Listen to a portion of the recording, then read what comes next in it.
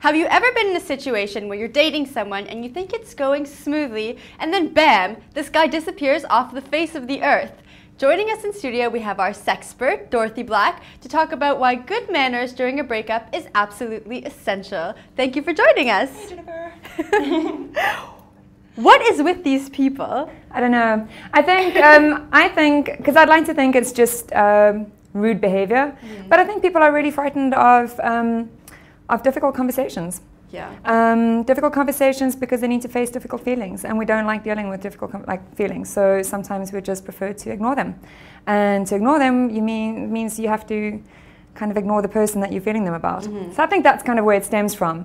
But I think good manners should override that, and it's easy to have good manners. Have you ever done that to someone? On record, no. Okay. No, I think if I did, it was a very, very long time ago. Yeah. I've become quite good at being quite straight with people. Dorothy, what is with these people? So I think what happens sometimes is that we inflate our sense of ourselves in another person's life. And we think that, you know, we're going to hurt them so terribly and we don't want to hurt them. And we say that to make ourselves feel better.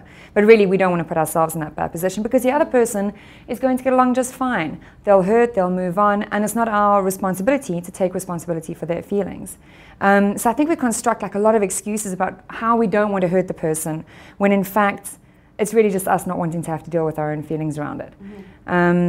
So yeah, I think that's kind of why it happens as well. In your experience, what are some of the excuses that people kind of let themselves believe?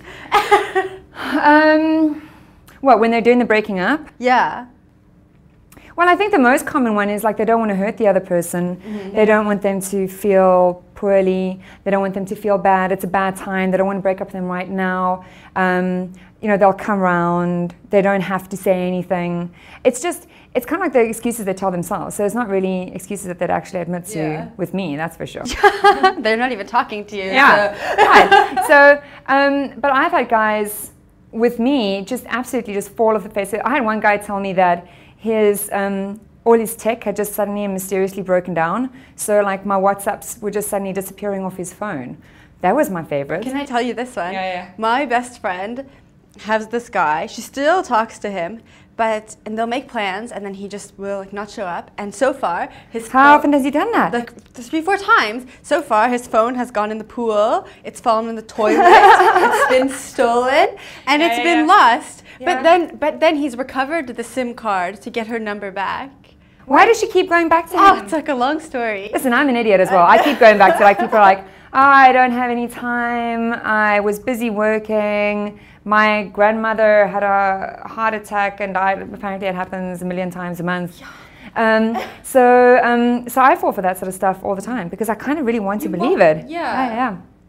What can people do to gain courage to actually tell people what's going on? You know, the thing with being brave about being honest about your feelings is that you just kind of have to take the first step and do it. So the first thing is to be realistic about what your position is in this person's life and where your relationship is. So to take responsibility for your own feelings and to not take responsibility for theirs is the first step. So then you don't have to worry about how they're feeling, they'll sort themselves out. But nobody can make a good choice about their future if the people that are involved in the future aren't giving them information, right? So all you're doing is giving information. So change your mindset from it's this huge, terrible thing where everyone's going to be crying and it's going to be a huge drama to I'm just giving information that is necessary to make a choice. And the information is I'm not interested. It's not working for me. I'd like to stay friends or not, but I can't be involved with you anymore. That's the information. There's no drama. There doesn't have to be a why. There doesn't have to be a wherefore. You're just giving information, and there it is. So be realistic about where you are in this person's life, and view it as giving information, without any of the drama around it. And then give it. Give it quickly. Give it clearly. Give it plainly.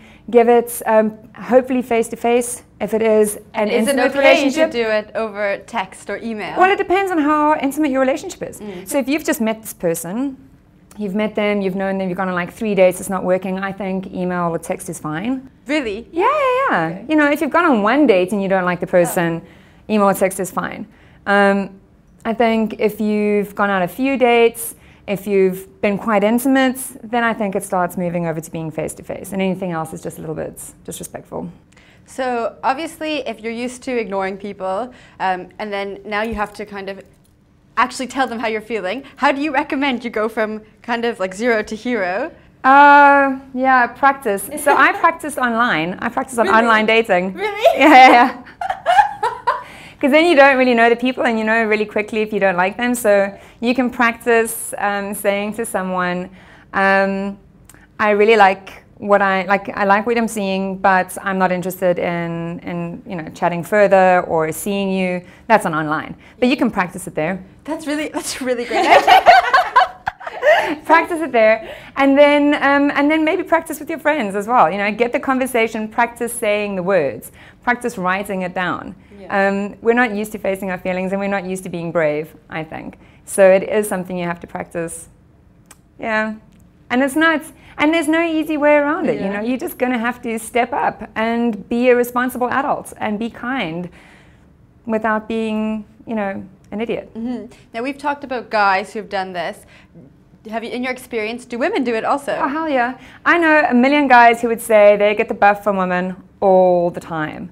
The snubs, they don't answer their emails, they'll say yes, they want to go on a date, and then suddenly cancel at the last minute. Yeah, of course it happens. So everybody does it. Yeah, because we're human. Yeah. And humans have issues with feeling feelings, and not wanting to feel uncomfortable feelings, and not wanting to be honest about what they're feeling. If you're being ignored by the person you're dating, yeah. And aside from yelling obscenities to your best friend, which I know we all do, how can you deal with it? Okay, don't do what I do. What do you do? Okay, what I do is that instead of walking away with elegance and grace and just being like, okay, he's not responding to my stuff, I go down in like a fiery ball of emotion. And I just keep going. Yeah. Not just one email. Sure, I just didn't get it. Did you get that email? Did you get that email? Yeah. Wait, let me send it to another address, because maybe it didn't go through to the other one. So I'll try another one. And if you didn't get that, then I'll just quickly text you to make sure that you got the email that was in that. No. And have you ever called from another number? No. Fortunately, I haven't done that. I think that I also have a great propensity to block out stuff that doesn't suit me anymore, so I might have. But no, don't do what I do and go completely cray-cray like that. I think everybody has their moment. You really want to, because it's so confusing. You're like, I don't understand. We were here, we were getting along, everything was fine, and now there's not. And what happened in that gap? And you're like, maybe he died. Well, you see, so I play the Well Actually game. So this is a great game that you can play if someone has just dropped off the face of the earth. You play the Well Actually game. And the Well Actually game goes like this. Your best friend says to you, so what happened to so-and-so Simon?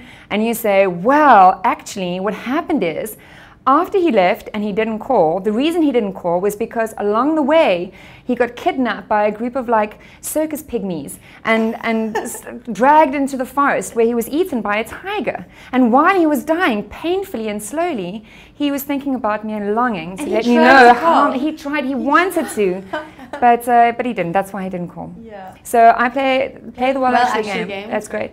And don't email back. Don't email. Don't call. Don't ask why, because the why you're going to get isn't the answer you need anyway. Do you have any tips for like hiding your phone or? So I would like to say, obviously delete stuff, block, don't follow on Facebook, don't.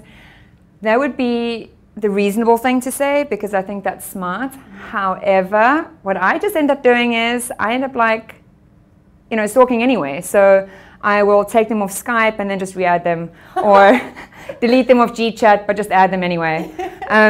So yeah, I mean, there are a million shoulds that you should do, and they're workable if you work it. But if you don't work it like I do, then really you're just going down in a ball of flames. But really, everyone should just be honest with each other. Right, and that's the thing. If they were just honest from the word go, like, I'm not into you, it's not going to happen, the end, then there wouldn't be this weird gap that you're trying to fill with some kind of explanation. And that's really what we're trying to do, is fill that gap. And how can people get more advice from you if they want to know more about being mannerful in their brain? Mannerful. You can catch me at Dorothy Black on Twitter, or my website, dorothyblack.co.za. And you write a column for Women 24. I do. I write a column for Women 24, and it's up bi-monthly. And the latest one is out now, about being mannered when breaking up with people. Great. Well, thank you so much for joining us. Thanks very much, Jennifer.